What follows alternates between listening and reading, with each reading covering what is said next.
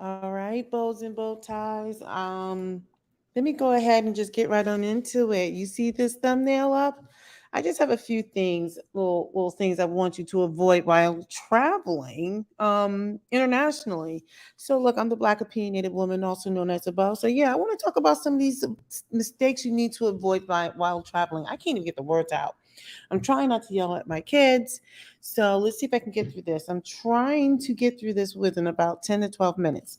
So look, let's jump right on into it. You can go around that way. No, you're gonna have to wait now. You gotta wait 10 minutes. So this is the thing. See, this is what happens when you don't listen. I said no. You gotta wait. I am live. So one of the things I want to talk about when traveling is number one. You see that second check mark right there? TSA pre-check. You need to get it. It will save you time when you have to go through these long security lines. Okay. I think the only pitfall you need to worry about is if you're traveling with kids. So I have kids at varying ages. And so I had to actually go purchase pre check for a couple of my kids. After 12, yeah, they got to go through the regular line. So if I have pre check as an adult, but my kids don't and they're under 12, or is it 13? I think it's 12, they go free. If you have the pre-check, then basically, it makes it so much easier. Okay. So make sure you get TSA pre-check. I mean, to me, it's just worth it. Most people don't want to spend the money to do it. It lasts 5 years. It's so worth it, especially if you're one of those families who travel quite a bit. Okay. So TSA pre-check. Now, this second thing, I'm going to bring this up a little bit bigger. Now, you guys know we just returned back from Belize last month. Yeah, we checked the website. So one of the things you do is you check the website because we live in this age now where we've dealt with that pandemic, and you make sure that there aren't any Rona requirements because we've traveled in the last year and a half, and you know, several places have different requirements. And so a lot of these countries are relaxing those requirements. But when we checked for Belize, there was no requirement as far as, needing to be tested for the Rona. But oh, they got us good. When we got to the airport and we were trying to get our tickets, one of the things they were like, yeah, you didn't let me make this like this. They were like, you didn't get your travel insurance. We're like, wait, what? They're like, oh yes, you have to get insurance to make sure that you if you get sick that like basically it takes care of the cost of getting you tested and treated or whatever. So at the time when we checked, there was no requirement until we got to the airport. So just be prepared for those kind of things, especially when going to a country that's not like a wealthy country, right? So yeah, when we were sitting at the airport, we had to actually pull out phones, and my husband was like the worst. So I'm like, come on, dude, like I need you to type faster. You should be auto-filling. So I ended up having to do it for everyone. So we had to fill in all this information and paying for traveling insurance. It cost us about, for all of us, I think it was like $180. What, there's like six of us, four kids, me, and my husband. So I wasn't happy about that little surprise. But yes, you got to look and see if you're going to need those kinds of things. And let me tell you, we were well prepared for everything until that moment. So here we are at the checkout, like, we're trying to get our tickets, right? I mean, we're trying to like check our bags. They were like, nope, we can't do anything. We can't even give you, because I couldn't get my ticket printed for some reason. They would not let us do that until we purchased insurance. And now we're holding up everybody because we got to get six people. You got to go in on your little phone, right? Now I have the iPhone 12 plus, 12 plus, right? Nice size.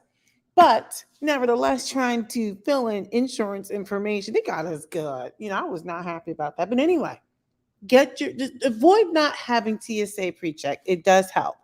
Make sure you check wherever you go, not just whether or not if there are requirements for you to be tested or anything like that or show documentation, but apparently you need insurance, at least for that country. All right, I'm going to move on. I have six more to go. Third one, when you're traveling to Europe, just remember, now I have not been to Europe in quite some time. I used to live in Europe. I've traveled to Europe a million times. But one of the things that I always like to let people who've never been to Europe, and if you're going there for the first time, hey, I'm live. Oh my goodness, my child. Okay, you're fine. Hey, hey. So one of the things that um, when I was in Europe, I was fortunate because I lived over there, but even still, they got me when I first started traveling, which is if you're staying in Europe, their hotels are small.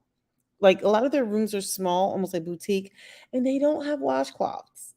Like that's a very American thing. I would say even more so, maybe even like a Black American thing, right?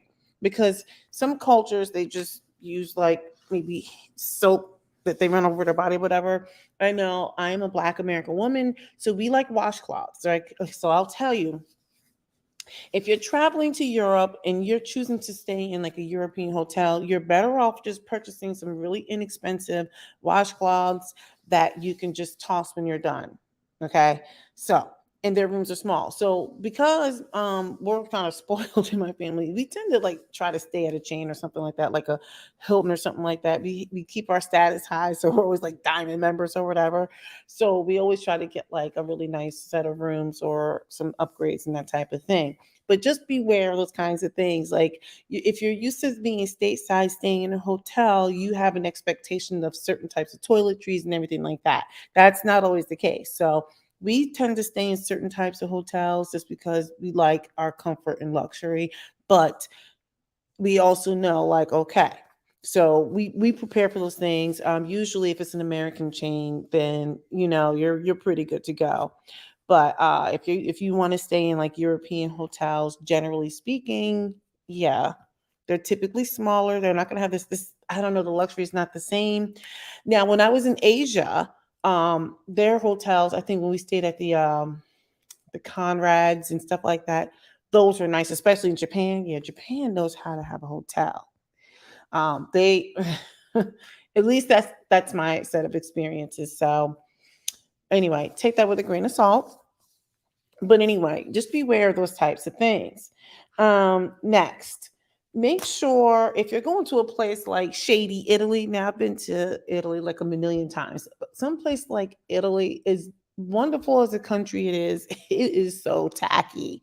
Italy can be really tacky because I feel like they're undercover like thugs. Now, when I say this, I'm talking about the government. Like they're always trying to get over, especially if they know you're American. I don't care if you have a bag the size of a doily, like it could be like a dollhouse bag, and they'll be like, "Oh, this is over the weight limit, so we need to charge you an extra like $5 million." Now, I haven't had that happen to me in a while. Like it's like so hit or miss. Sometimes they do, sometimes they don't. But like Italy is just one of those places where you just know there's going to be some shenanigans, right? There's always something. Italy, a place like Italy where the food is good, the wine is good, the ambiance is good, the tourist attractions are amazing, the fashion is good. There's a lot of great things to talk about with Italy, but a place like Italy, you also have to beware. Like on any given day, they'll be like, "I am now striking." They stay in their feelings over there, so they are prone to strike, honey. So just know, like you may be like, for real, like this is what we're doing. So just want to go through that one out there. All right, I'm almost done. I have one, two, three, four more left. Okay, I want to talk about when you're traveling in general. Like a lot of people really don't even think about these things because they're used to going from like state to state or something like that. A lot of people don't leave the country. Some of them don't even go to like if you're on the East Coast, some people don't even travel to like the Caribbean, which is like the easiest place to get to. Or if you're on the West Coast, I think there's some smaller islands and you've got like Mexico and that type of thing. This is the thing. Like people don't seem to realize when you're traveling, you need to be traveling with small bills too, right? So like of course a credit card is great because it's backed by insurance so you can get your money back in case there's fraud. We actually had that happen to us in Italy. My husband and I, you know why we went to it was back when it was our honeymoon. We flew into Venice, spent a day in Venice, and then we cruised around the Greek Isles. That was amazing. And then we came back and we hung out in Rome. and then we came back to Venice. Now, I can't remember when it happened, but at one point my husband's credit card was compromised. We think it was Venice, and I don't know if somebody just had like a card reader or whatever. But I mean, that's why you use a credit card, right? Because now, like, when certain things happen, the credit cards can, you can dispute certain things with the credit card, and you get your money back. You don't want to use a debit card.